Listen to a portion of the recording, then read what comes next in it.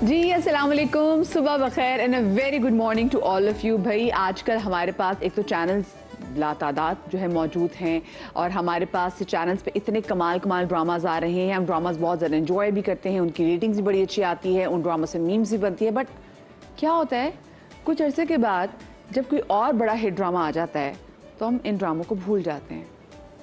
लेकिन भाई एक टाइम ऐसा था कि पीटीवी पे जो ड्रामाज आते थे, हम बार बार क्यों पीटीवी के ड्रामाज को याद करते हैं, वो इस वजह से क्योंकि वाकई वो ड्रामाज ऐसे थे, वो टाइम ऐसा था कि एक हफ्ते में एक एपिसोड आनी है। वो रात 8 बजे का टाइम होता था, सारे फैमिली वाले मिलके बैठ रहे हैं। उससे पहले आपको होता था भी हम लोग ड्रामा देख लें, उसके बाद 9 बजे खबरनामा होता था। फिर जो खाने की मेज़ पे बैठ के ड्रामे के हवाले से डिस्कशन होती थी और वो जो एक इंतज़ार होता था ना कि जी जो नेक्स्ट एपिसोड में क्या होगा, वो लोगों को याद रहता था। और आज भी मैं कहती हूँ कि पीटीवी की वो ड्रामास, उनके सीन, हमारी तो टीम में ऐसे बहुत से लोग हैं उनको हर्फ बा हर्फ वो सीन, वो ड्रामास, वो डायलॉग याद हैं। आजकल के टाइम में मुझे लगता है कि ड्रामास आते हैं, हिट होते हैं, सुपर हिट होते हैं, उन पर मीम्स बनती हैं, उनको डिस्कस किया जाता है। लेकिन क्या होता है कि कुछ देर के बाद जब कोई और नया ड्रामा आता है तो आप उसको भूल जाते हैं and you just stop thinking about that drama और आपको याद भी नहीं आता। फिर कभी कभी हम कहते हैं कि अच्छा भाई वो किरदार कहाँ गए, आप उन किरदारों के बारे में भी नहीं सोचते। लेकिन कुछ ड्रामास, कुछ किरदार ऐसे रच बस जाते हैं, मतलब हमारे बचपन से हम कुछ किरदार से देखते हैं, हम कहते हैं यार ये कहाँ गए। और आपको ना क्यूरियोसिटी होती थी उन किरदारों के बारे में कि अच्छा ये क्या करती होंगी, ये क्या करते होंगे, क्योंकि वो टाइम ऐसा था कि जो हमारे आर्टिस्ट थे उन तक हमारी रसाई इतनी आसान नहीं थी। Access was not that easy कि अभी आप उनको चले सोशल मीडिया पे, आप उनको एक्स पे यानी कि जो पहले ट्विटर होता था उस पे आपने उनको टैग कर दिया, इंस्टाग्राम पे आपने उनकी पिक्चर के नीचे कमेंट कर दिया, आपने उनको मैसेज कर लिया। अब तो आसान हो गया वह। उस टाइम एक होता था कि भाई पता नहीं, एक क्यूरियोसिटी कि हमारे आर्टिस्ट को क्या अच्छा लगता होगा, इनकी क्या रूटीन होती होगी, असल लाइफ में कैसे होते होंगे। और जब मैं पुराने ज़माने के ड्रामास की, स्पेसिफिकली पीटीवी के ड्रामास की बात करें, तो हम कैसे भूल सकते हैं एक ऐसी खूबसूरत लड़की का किरदार जो धुआं ड्रामा में आई थी और सबको याद है अभी भी, और जिसकी एक लट जो थी वो बड़ी मशहूर थी। साथ में आज हमारे साथ एक ऐसे कमाल एक्टर हैं जिन्होंने फिल्म में भी काम किया है, जिन्होंने ड्रामा में भी काम किया है, जिनकी अदायगी, ये डायलॉग्स की अदायगी जनाब बड़ी मशहूर है कि बड़ी डेप्थ के साथ जनाब वो अपनी डायलॉग्स की अदायगी करते हैं। और जब उनको देखते हैं, उनके बारे में बात करते हैं तो हम कहते हैं ओ हो ये तुम्हारा वही हीरो सिपाही मकबूल हुसैन है।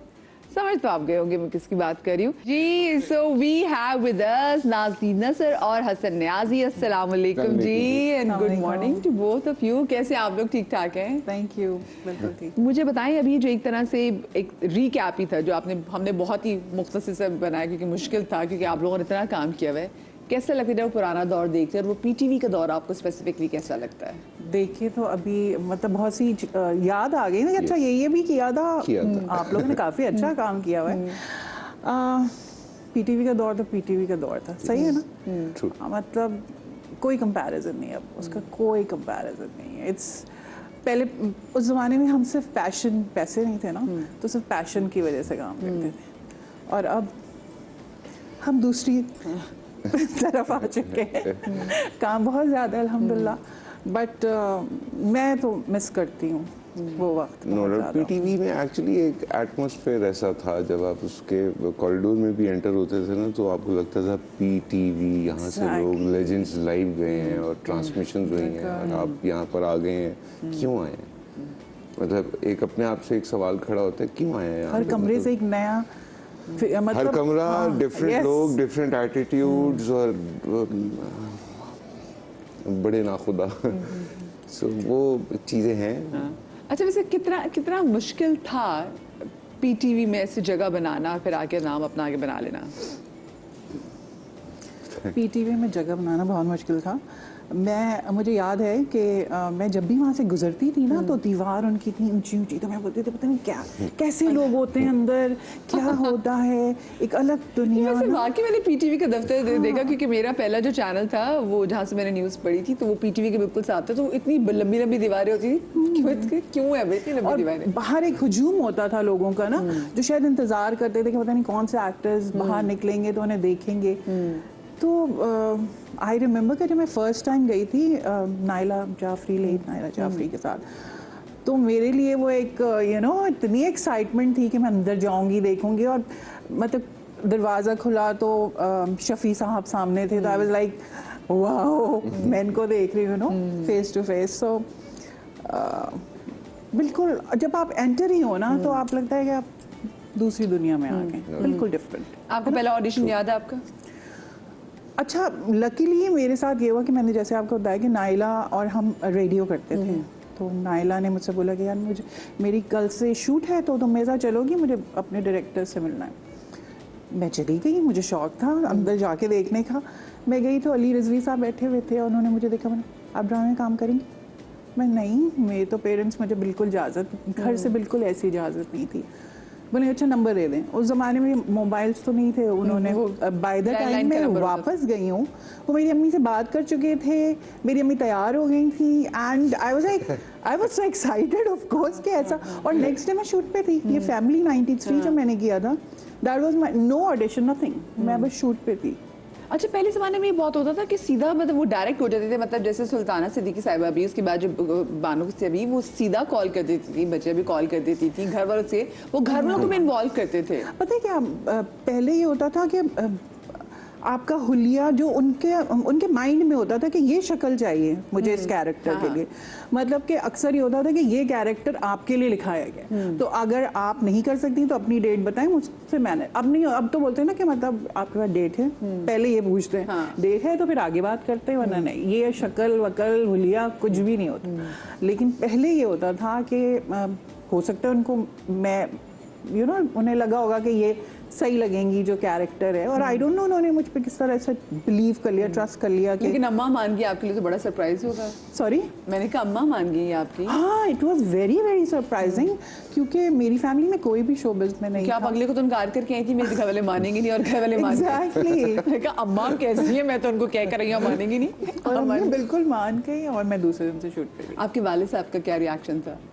मेरे फादर बहुत ही ज़्यादा चिल किस्म के हाँ। वो अच्छा, मेरे पेरेंट्स में दोनों में ये है कि लाइक मेरे अब्बू का ताल्लुक कुछ फिल्म से रहा है, मतलब एज ए प्रोड्यूसर, एंड तो आई थिंक के वन ऑफ द रीज़न वो भी था। और अम्मी मेरी हमेशा मुझे हर जगह ना, कहीं भी हम जाते थे तो थोड़ी आवाज़ बेहतर थी तो वो सब गाओ तुम गाओ, अच्छा ये भी करो, मतलब हर जगह आगे बढ़ाती थी। बस बाल टकरा रहे हैं आपके माइक से। हाँ हाँ सॉरी। हाँ। तो इतने खूबसूरत बाल है, क्या करे, बाल भी कहाँ जाएंगे। अब नहीं रहे बाल हमें से बाकी आपके लंबे बाल इतने ज़बरदस्त लगते थे। आपको हसन याद है आपका पहला ऑडिशन, और वो किस प्रोजेक्ट के लिए था? पहला ऑडिशन मैंने कराची जब आया था लाहौर से, तो सुल्तान आपा को दिया था मोहम्मद प्रोडक्शंस में जाकर। पीटीवी के लिए एक सीरीज़ थी सक्सेसफुल वुमेन स्टोरीज़ के ऊपर, किस्मत के सितारे, उसमें 2 सीन का भी ऑडिशन दिया था मैंने। एंड लाहौर से आया था तो इंग्लिश तो छोड़े, उर्दू भी ठीक नहीं थी, और उसमें एक वर्ड आ गया इंग्लिश का बोलना था 2 सीन्स के अंदर। And the story was about Ayesha Alam. उसमें अब एक लाहौरी लड़का जब कराची आके एक्ट कर रहा है तो पिज्ज़ा को वो पिज़्ज़ा बोले जा रहा है, और अर्जुमन ने और सैफी भाई ने, सैफी हसन ने, उन्होंने फिर तंग आ गए, फाइनली करीब आए, कैमरा ऑफ करके, बेटा ये लफ्ज़ ऐसे बोलते हैं। मैंने कहा ठीक है, ओके टेक, आगे चले ज़िंदगी। सो वो पहला ऑडिशन था। फिर बहुत सारे हुए, एंड उर्दू ठीक नहीं थी तो बहुत सारे जगहों पर जाके जो एक सख्त रवैया एक्सपीरियंस हुआ, उसने खैर हेल्प भी की कि मेरी उर्दू ठीक हो गई। बहुत सारे लोगों ने VHS मेरी वापस कर दी, जाओ पहले उर्दू ठीक करके आओ, उसके बाद देखेंगे एक्टिंग कर सकते हो कि नहीं कर सकते। हमने तो आपकी उर्दू इतनी अच्छी सुनी, फिर आपको क्या लहजा कैसा था? क्योंकि मैं भी लाहौर से हूँ, तो मुझे अक्सर लोग कहते हैं तुम लाहौर की लगती नहीं हो, तो मैं कहती भाई क्यों कहते हैं लोग ऐसा? आपने भी लकीली उर्दू ध्यान से सुनी और ध्यान से बोली। सो मुझे कराची में जो है वो नियाज़ अहमद साहब PTV में प्राइड ऑफ परफॉर्मेंस, उन्होंने मीर तकी मीर गालिब ऊंची आवाज़ में कहा पढ़ो, और वो सही लफ्ज़ का तलफ़ुज़ वो करवाते थे। Then he was my teacher. उन्होंने हारमोनियम पे मेरे साथ जो है ना वो कहा कि अब ये सुर है, इसके ऊपर नसर पढ़ो। Okay. पहला काला, दूसरा काला, तीसरा काला, चौथा काला। सो इस तरीके से उन्होंने मुझे रेडियो एक्टर बनाया। जैसे उन्होंने मुझे बहुत सख्ती से कहा था कि सुपारी नहीं खानी तुमने, मैं तुम्हारी जुबान काट दूंगा। मैं कि क्यों अंकल? कहते हैं इससे टेक्निकली ये होता है कि आपके हिस्स आ जाती है गले में और तुम्हारे जो माइक्स होते हैं उसमें एक हिस्स जारी होगी, तो प्रोड्यूसर और चैनल्स तुम्हें कंसिडर नहीं करेंगे, यार इसकी आवाज़ भद्दी है। डेप्थ थी इसमें भी, वाओ। तो मेरे ख्याल में बदतमीज़ी करूं तो शायद याद आ जाए, अदरवाइज़ मैंने शौक से जो है वो 20 साल हो गए सुपारी नहीं खाई। बदतमीज़ी में कभी खा लियो तो खा लियो। सो ये रहा लर्निंग का एक्सपीरियंस, और ऐसे लोगों के साथ मेरा कराची में स्टार्ट हुआ। फिर आप कितना फील करते होंगे कि देखिए जब आप अब कोई ऐसे नया एक्टर आए, उसको ऐसे कोई रिहर्स नहीं कराएगा, उसकी ऐसी कोई ट्रेनिंग नहीं करेगा, उसको ऐसे कोई समझाएगा नहीं जैसे आपने देखा। और ये बहुत ज़्यादा दूर भी नहीं, सिर्फ 20 साल पहले की बात है। अब का वक्त हमारे लिए बड़ा सख्त है। उसकी वजह ये है कि बहुत हमारे जो सीनियर्स थे, जो इंस्टीट्यूट थे हमारे लिए, मुझे ये भी सुनने को मिला कि there was some young actor, वो तलत हुसैन साहब मरहूम के लिए खड़ा होकर उनसे नहीं मिला, तो तलत साहब उसको जाके मिले थे, बेटा वो लाइंस कर लें, मैं इस ड्रामे में तुम्हारा बाप बना। Oh my God. और उसने बैठे हुए सलाम किया था। मैं कहा शुक्र अल्हम्दुलिल्लाह मैं नहीं था उस ड्रामे में, मैं कास्ट में ही नहीं था, नॉट ऑन दैट डे। मैं कहा शुक्र उस ड्रामे में नहीं था। एक तो मतलब सीनियर थे मेरे उस्ताद, तो अगर वो उनके साथ कुछ कर सकते और लाहौरी खून जाग गया। और मैं कहा मुझे तो ठुडे मारेगा। शुक्र है कि मैं ऐसे किसी यंगस्टर जो कि मतलब बहुत ज़्यादा वॉर्म ब्लडेड होते हैं, मैं उनके साथ एक्सपीरियंस नहीं करता। बट ये सब लर्निंग एबिलिटी, वो शौक क्या कहना चाहिए, अप्रोप्रिएट वर्ड क्या होगा, वो नहीं है। घर से ही सारे सीख के आए हैं, तो हम कहते हैं अच्छा अल्हम्दुलिल्लाह। पहले आप अच्छा, आप भी वैसी चीज़ फील करती हैं कि पहले जो है हम सीनियर्स का बहुत ज़्यादा एहतराम करते थे, लेकिन अब वो चीज़ जो है वैसे नहीं होती? बिल्कुल। अब ये होती है कि आप रिस्पेक्ट देंगे तो हम भी दे देंगे, आपने रिस्पेक्ट नहीं, मतलब अब ये है कि कोई सीनियर यूजुअली मैंने देखा है कि बर्दाश्त नहीं करते आजकल बच्चे ना, वो बोलते थे कि ओके आपा हमें आता है, यू नो। अच्छा, तो आप शर्मिंदा हो जाती कि अच्छा ओके। लेकिन बहुत से अच्छे बच्चे भी हैं जो इस चीज़ को बुरा नहीं मानते, लेकिन आई थिंक आज के बच्चे ज़्यादा कॉन्फिडेंट हैं अपने बारे में कि दे आर परफेक्ट। कॉन्फिडेंट और ओवर कॉन्फिडेंट? ओवर कॉन्फिडेंट कह सकते हैं। मुझे बाद में सेट पे भी जाना है, सारे बच्चों को मुझे पकड़ना है।